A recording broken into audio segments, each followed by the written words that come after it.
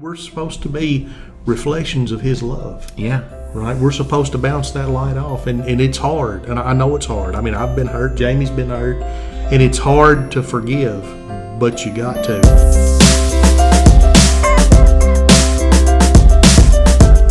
Hey, everybody. Welcome back to another episode of The Bald Believers. I'm Jamey. I'm Chad. Chad, today let's talk about a hot topic. Hot. This is going to be a hot one here. This is one that a lot of people will find useful. Well, yeah, I think a lot of people may think that they've got this one down cold. They but could. I'm pretty sure probably we all have issues with it. We have, absolutely.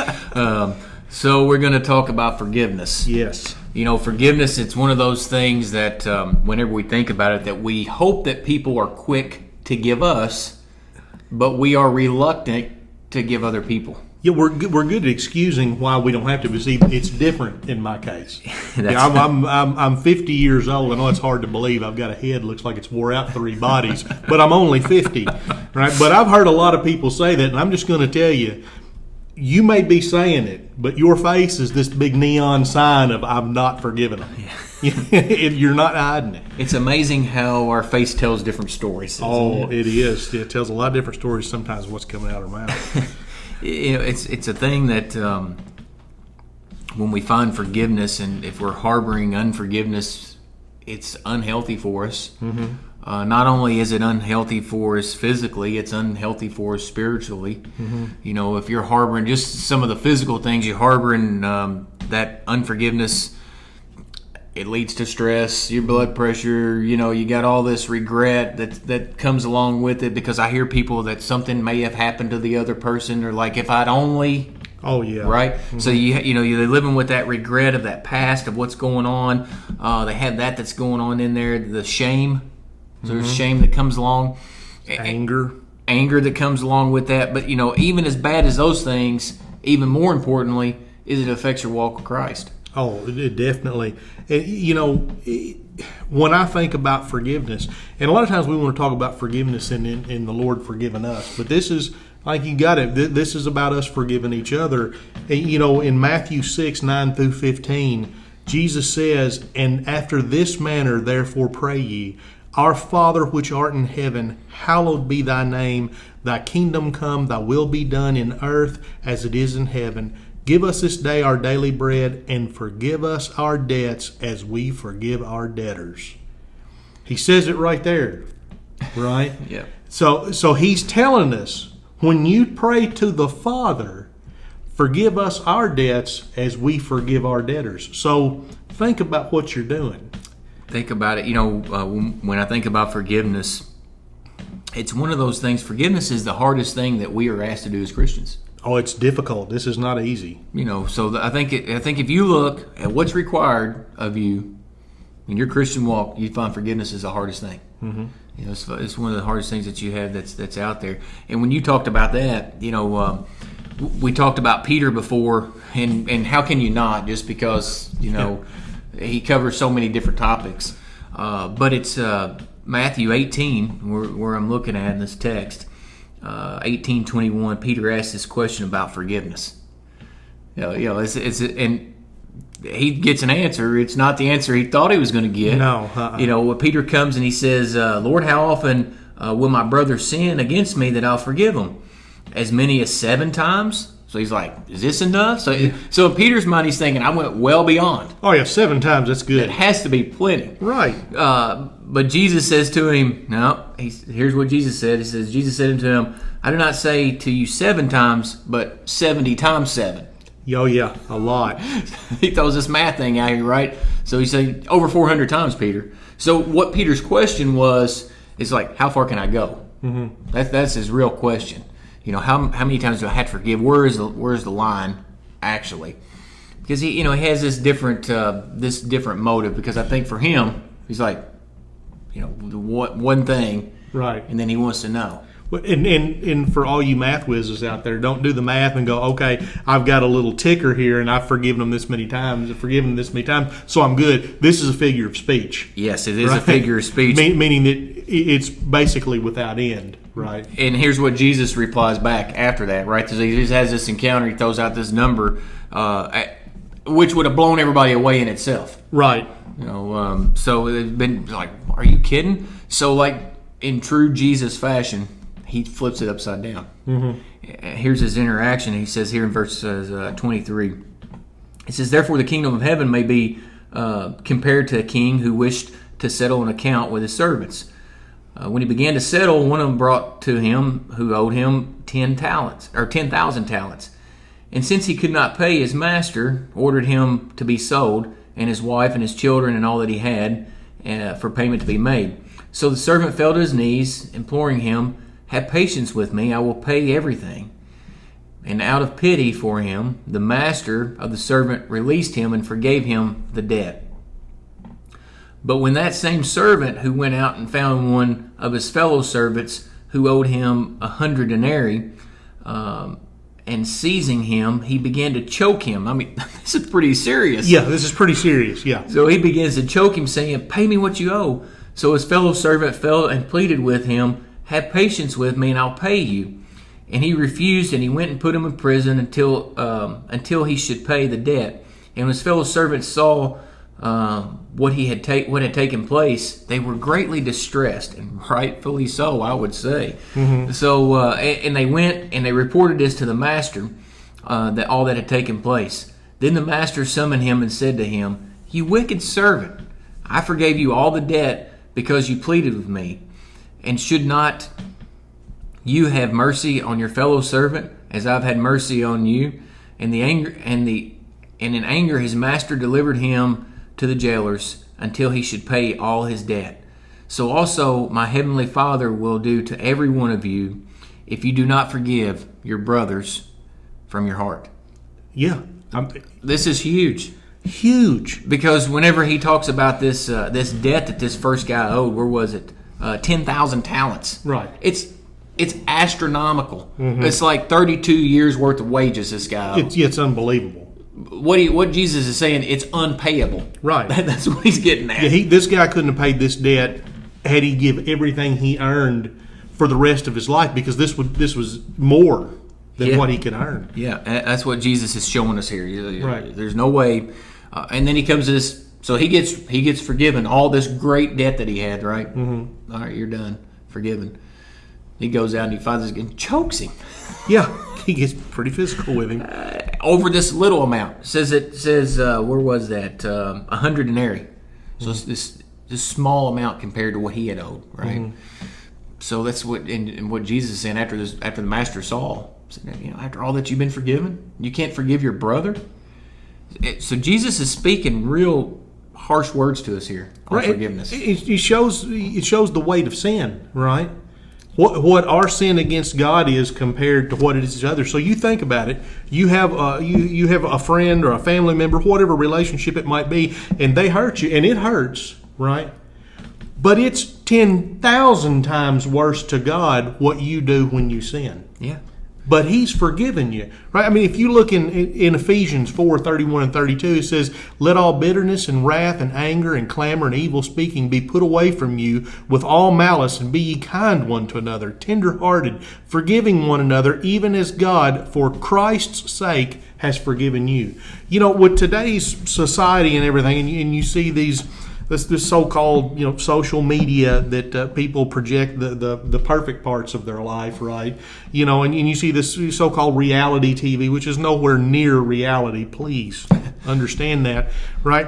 If somebody hurts you, from what the world shows us, when you go back and you say you forgive them, right? Well, you immediately go right back to where you were. That's not what forgiveness is. Right? You may have a very close family member, a very close friend, and you have this great relationship, right? And somebody does something and hurts the other one, which is inevitably going to happen in any relationship because we're human beings.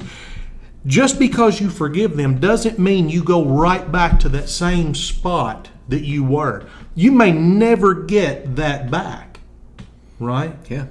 But you've still got to forgive them. Right, that's what we're told to do. And if you say, "Well, I forgive them," and you don't speak to them, you don't have anything to do with them anymore, then you're not being tender-hearted. You're not forbearing one another. You're not being meek. You're not being humble. You're not being long-suffering. You're not doing any of that, right? And it's plain on your face to everyone because everybody around you can feel this uncomfortableness. Sure. But we like to fool ourselves, right? We're not fooling anybody else, but we're trying so hard to fool ourselves.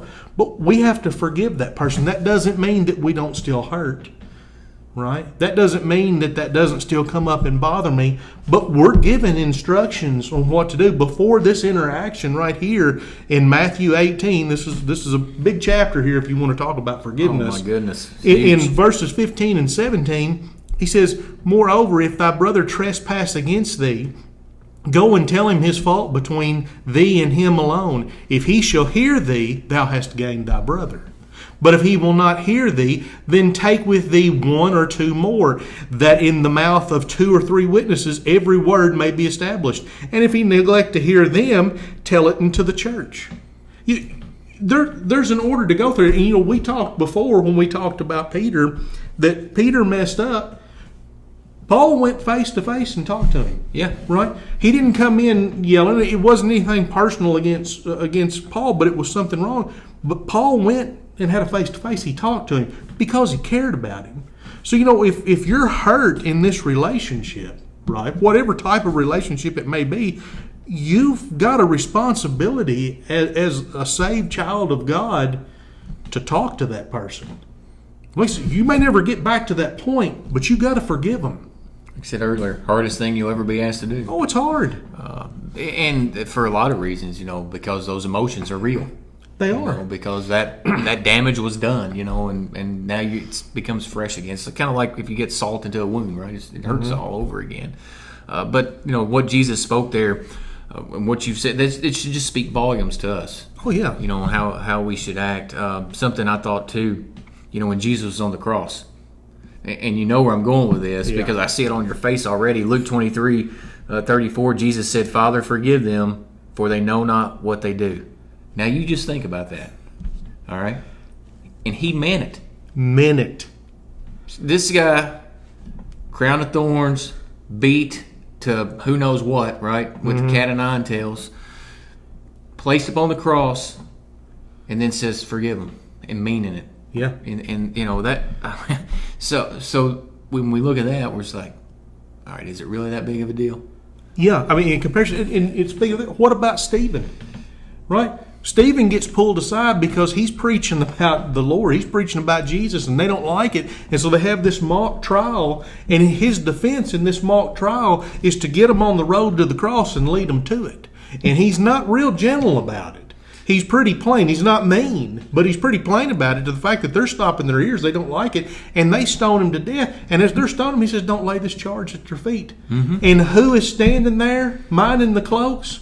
Paul. Yeah, Paul's right there. You got to know this is on his mind. Yes. He's being stoned to death. Now, for those who say, "Well, I can't do it," I'm not like God. I'm not like Jesus. No, but I bet you're pretty close to Stephen. Huh? Yeah. And Stephen is being stoned to death. They are throwing rocks, killing him. Don't lay it at their feet. Yes. It's not easy, but it's necessary. Yeah. So I know you're an Old Testament guy, and when I think about forgiveness, somebody comes to my mind, and it's probably right off. It's probably like 3 or 4 people pop in your mind right off. But one that comes back, it's back in Genesis, and it's Joseph. Yes. So, whenever I think about forgiveness, here's a guy. His brothers hated him so much, right? Because he was the favorite. Right. So, they hated him so much they don't murder him, but they tell their dad that they did. They sold him off into slavery. We see that he's sold off into slavery. While he's in Egypt, he's accused of raping Potiphar's wife. Mm-hmm. Where's that get him? Lands him in prison. He makes some friends while he's in prison. He says, "Hey, when you go see, make sure you let them know I'm here." Yeah. Right? Doesn't happen. No. But then he finds himself second in command. He finds himself rising through the ranks. And guess who has to come back? Right. His brothers come back. Mm-hmm. And Joseph was in a position that he could have came down on them hard. They didn't recognize who he was. No. So he could have got away, if you would, he could have got away with it, right? Mm-hmm. He could have unleashed a firestorm upon them. Oh, yeah, just his word. And nobody would have questioned it because he was number 2 in the entire kingdom. If Pharaoh gave him a ring and said, if Joseph puts it on there, it's as good as I said it. Right. So he could have done whatever he wanted, free hand. Yes. So that shows you the character, right, of him as well. Mm-hmm. But he doesn't do that. He takes care of them. And it tells us later on, it tells us how long he lived. And it says that he died in the land of Egypt. So what happens is he forgave. He didn't stick in the past. And before he even says anything to him about it, you find him weeping for joy for seeing them. Yeah. Right? Yeah. I mean, this is a big hurt. I don't know that too many of us have had this hurt.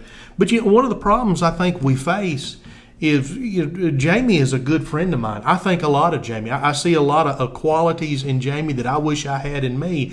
But as much as I think about Jamey, I don't put him up on a pedestal because Jamey's a man just like me.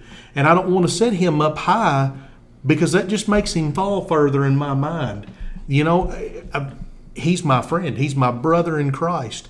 And he's fallible like I am. Yeah. Right? We put each other up and we get disappointed. Yeah. So. You're going to be disappointed if I'm not your measuring stick.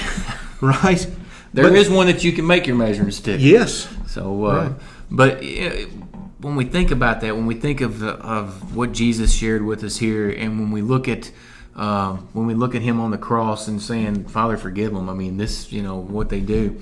I think it all goes back, Chad, for me, and all goes back to Jesus' teaching in the Gospel of Matthew. There again, the scribes and Pharisees, they got these series of questions.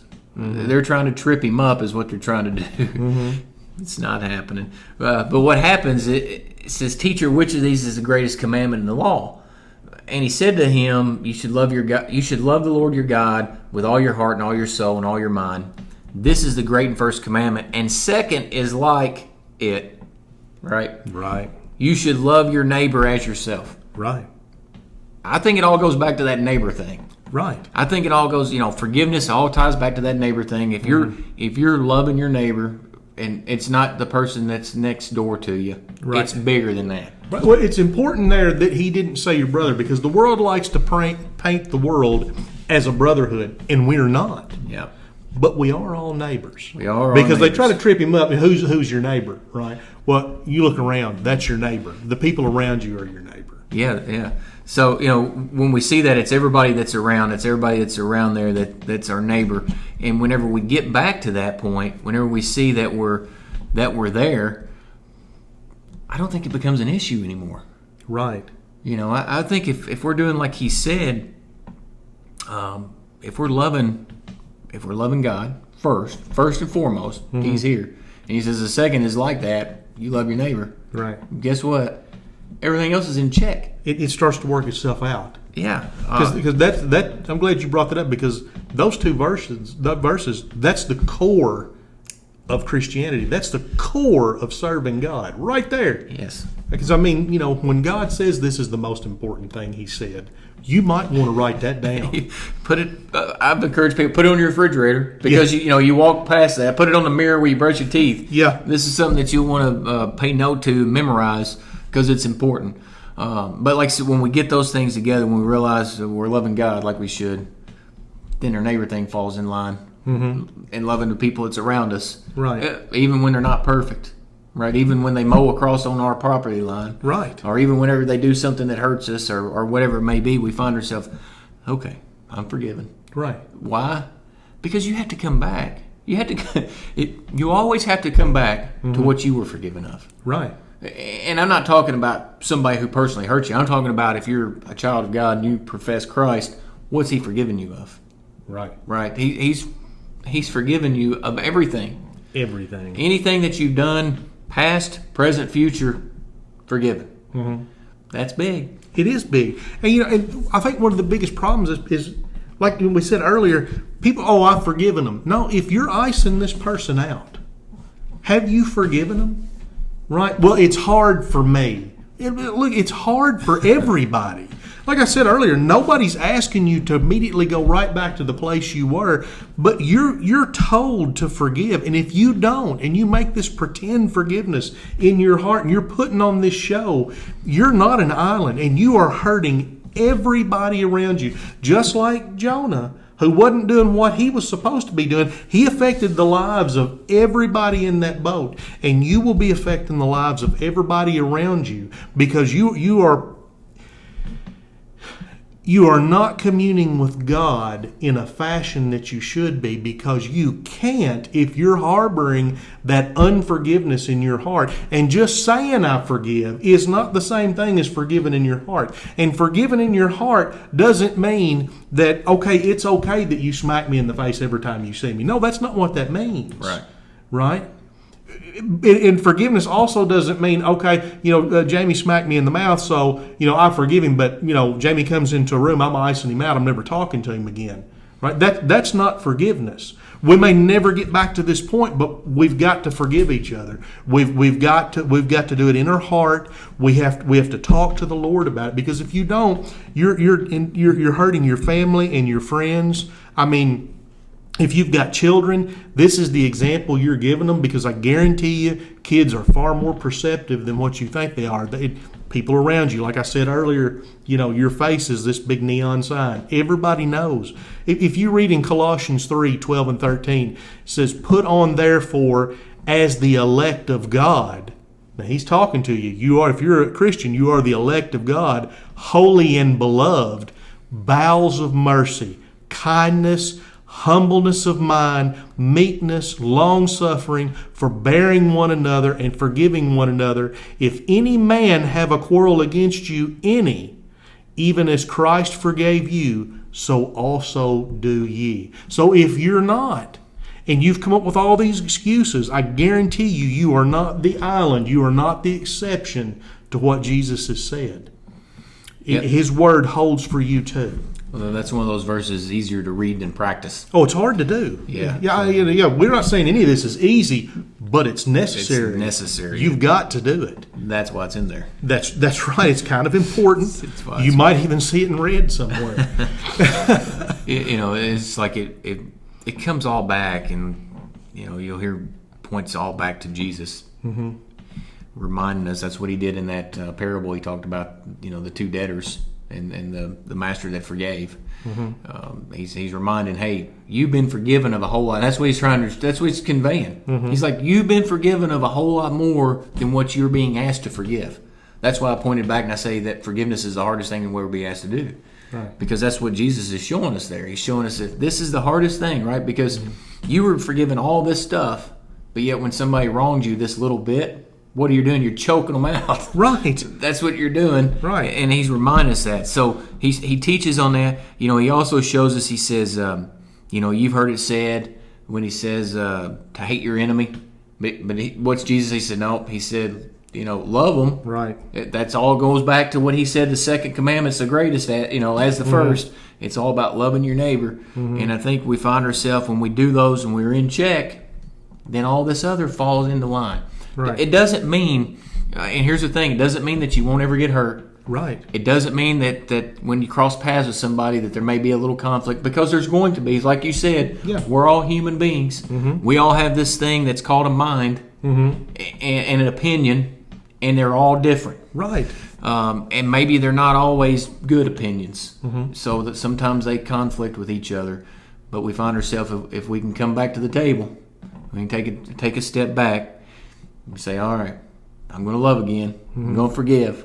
And I'm going to mean it. I'm not going to throw on this neon sign that everybody can see through. Right, that I'm trying to hide behind this bright flashing light that says I actually don't, but I do. And one of the things there is and people say, well, you don't understand.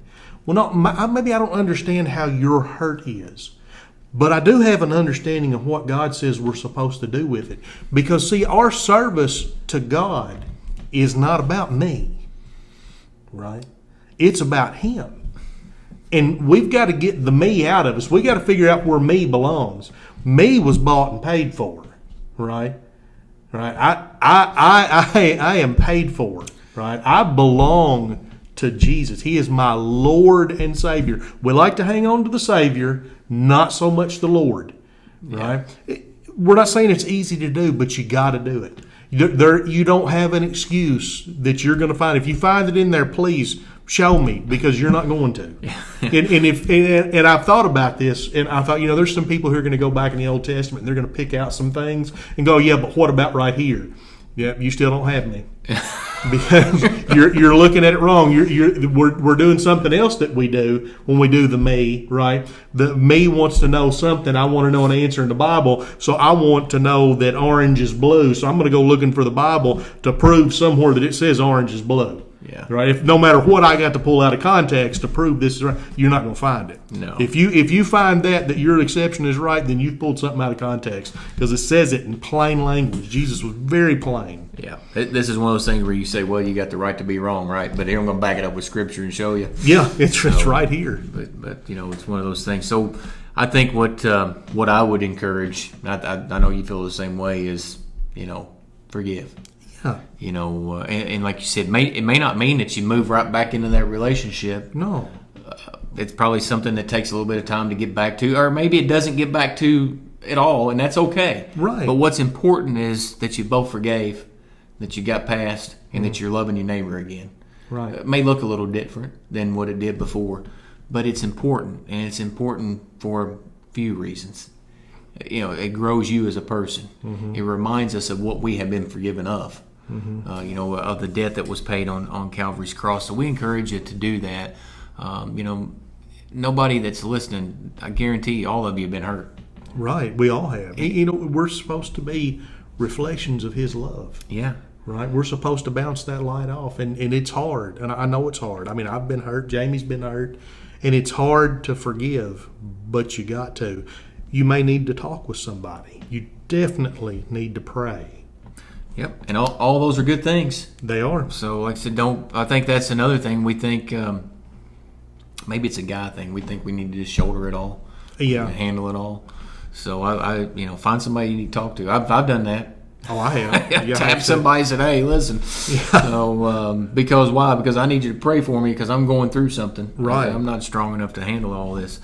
But we encourage you to seek that out, to seek forgiveness, to do what Jesus said: love your neighbor. That's right. All goes back there. It's the core. Yep, love your neighbor. It's what a good foundation's built upon. That's right. So loving God, loving your neighbor. And I think when we do that, everything starts going like it should. Yep. No, doesn't mean it won't hiccup along the way. Right. But it sure helps when you're doing what He says to do. Well, yeah, it makes it a little bit easier. So, it's a topic I'm glad that we discussed. I think we could probably go longer if we wanted to. There's a lot of stuff that we could cover and keep going on, but we appreciate you guys for tuning in, taking a little bit of your time to listen. Hopefully you've got something out of it. Again, if you like what you've seen, if you're on YouTube, then hit the like button, subscribe to the channel. You can find us on Spotify, The Bald Believers. That's what we're at on there, and also on Apple Podcast. And then if you're on Facebook, you want to know when a new episode comes out, you can like that Facebook page, The Bald Believers. And also got an email address if you want to send us a message. If you got a topic you'd like for us to cover, you can send us an email to baldbelievers@gmail.com. Again, it's baldbelievers@gmail.com. And Jamey and I are the only ones that look at that. We don't share that with anybody. And also, if you've come to Jamey with a topic, he doesn't tell me who it is. And if somebody comes to me, I don't tell him. We try to respect your privacy. It's confidential. I feel and it's probably whatever you've got on your mind is other people have got it on their mind too. And it's going to be helpful and to us as well. Yeah, I mean, I'm grateful for when we get those. It makes us dig in deeper. Yeah. So there's some things that we can cover, but there's some things that I've never covered before. Right. So we appreciate that. We appreciate you. I would say not just throwing us a softball. We had one a few weeks ago that was a little hard. That was hard. And I appreciated it. It was great. It was good. I gained a lot out of that. So again, guys, we appreciate you. We look forward to sharing with you again. But until next time, hope you're having a great day. And we'll see you later. See ya.